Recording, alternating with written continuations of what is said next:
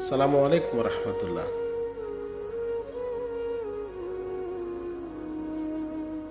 ইন্ডিয়াতে একটা বিমান দুর্ঘটনা হয়েছে।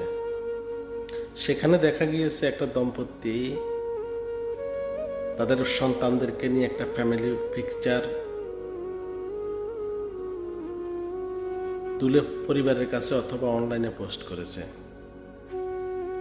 কত খুশি, তাই না?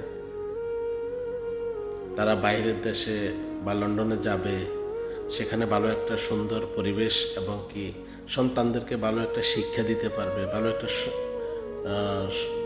পরিবার গড়তে পারবে।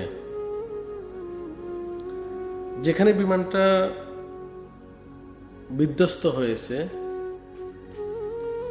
সেখানে ডাক্তার অথবা মেডিকেল স্টুডেন্টরা খাবার খাচ্ছে তখন, যেটা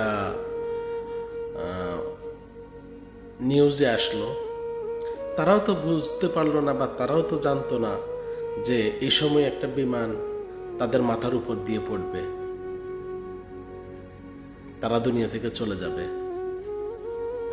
আসলে মূল কথা হচ্ছে কি জানেন? মূল কথা হচ্ছে আমাদের জীবনটা একটা অনিশ্চিত জীবন। আমাদের জীবনটা হচ্ছে একটা অনিশ্চিত জীবন। সেটাকে আমরা টেনশন এবং কি অন্যের কথায় রাগ অভিমান দিয়ে নষ্ট করার কোনো প্রয়োজন নেই। আমরা সবাইকে একদিন চলে যেতে হবে, হঠাৎ ক্ষণিকের আমাদের কোনো গ্যারান্টি নেই, আমরা যে কোনো সময় চলে যেতে পারি।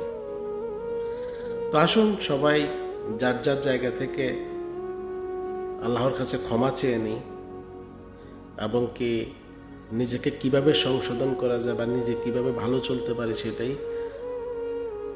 চেষ্টা করার দরকার। ভালো থাকবেন। আল্লাহ যেন সবাইকে ভালো রাখে। সবাই সবার জন্য দোয়া করবেন।